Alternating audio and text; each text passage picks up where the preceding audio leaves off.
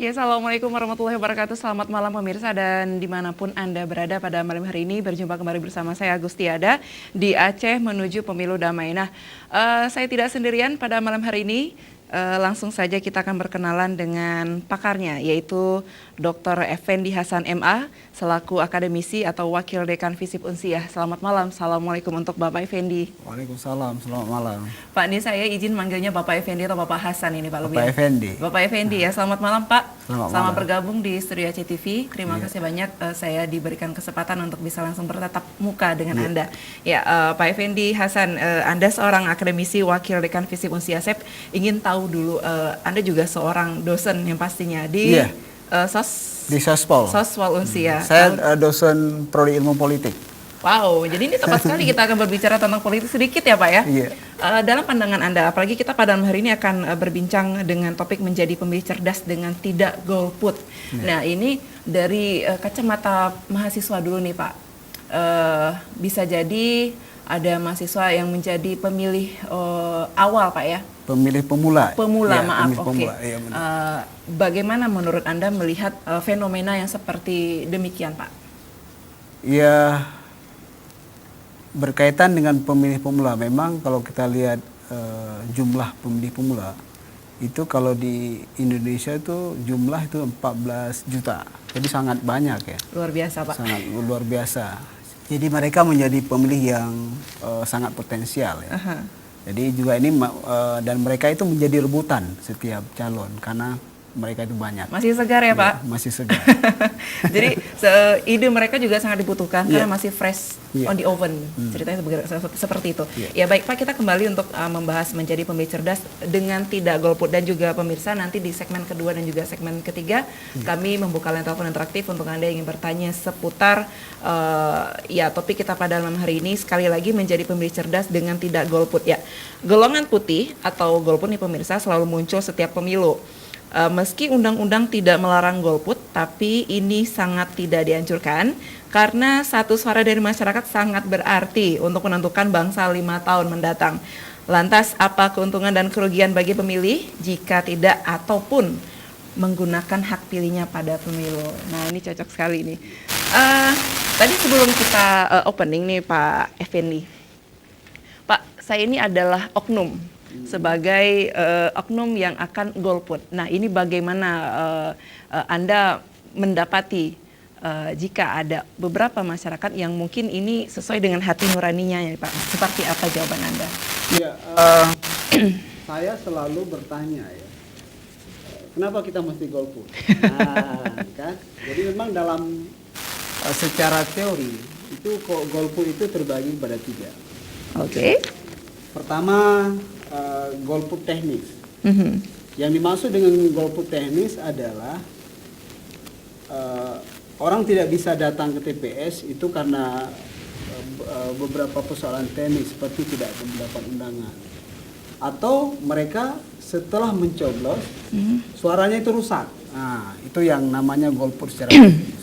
Kemudian yang kedua itu golput politis. Ya. Kenapa orang tidak mau berpartisipasi politik? Karena melihat bahwa pemilu itu tidak bisa membawa sebuah perubahan. Ya. Itu karena sehingga mereka tidak enggan untuk ke TPS ya. Kemudian secara yang ketiga adalah golput ideologis.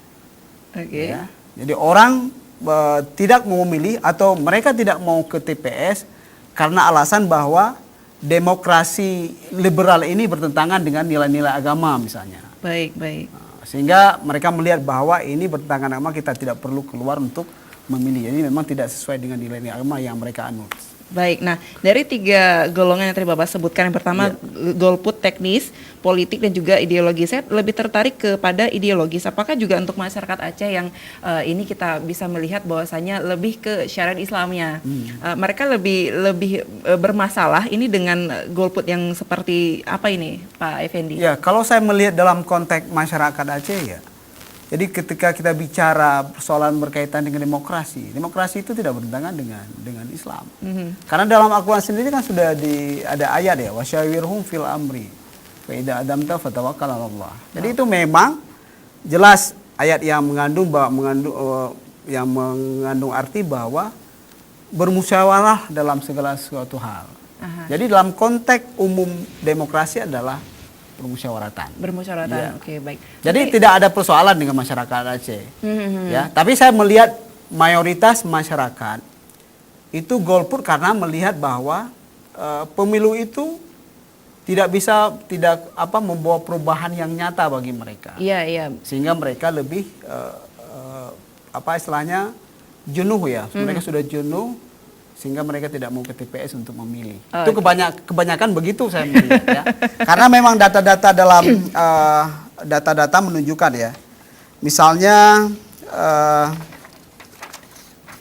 kita melihat kasus-kasus ya, kasus-kasus korupsi ya, korupsi yang terjadi di Indonesia di atau di Indonesia Aceh? terutama yang dipraktekkan oleh anggota-anggota DPR ya.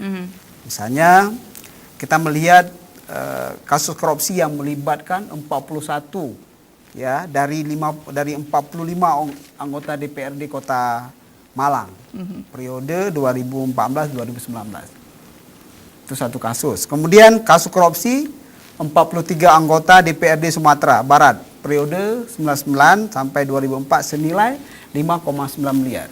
Dan kasus-kasus ini dan banyak lagi kasus yang lain yang selalu memang dipertontonkan ya, kepada masyarakat sehingga masyarakat melihat bahwa untuk apa kita memilih ketika memang pemilu itu menghasilkan Para koruptor. para koruptor. Ya. Baik, baik. Luar biasa sekali. Nah, kita udah sejauh ini berbicara tentang golput nih, Pak.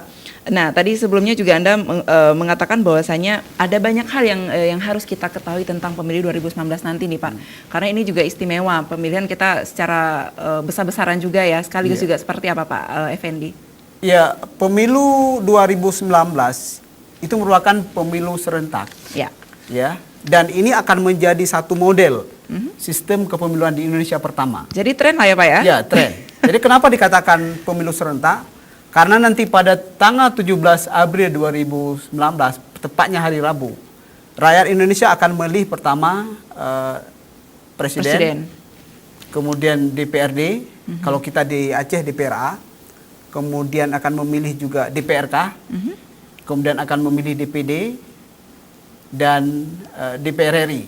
Jadi lima kotak suara ini. Dan kotak itu saya pikir sudah diberi tanda masing-masing oleh para penyelenggara. Oke, artinya kita memilih satu undangan ya Pak ya untuk 5 kategori tersebut ya Pak. Iya. Satu sekaligus. Jadi dalam satu kartu, apa dikatakan kartu atau bagaimana ini Pak? Surat ya. Ini semuanya 5, semua tercantum 5 semuanya sekaligus 5 atau memang berbeda-beda suratnya?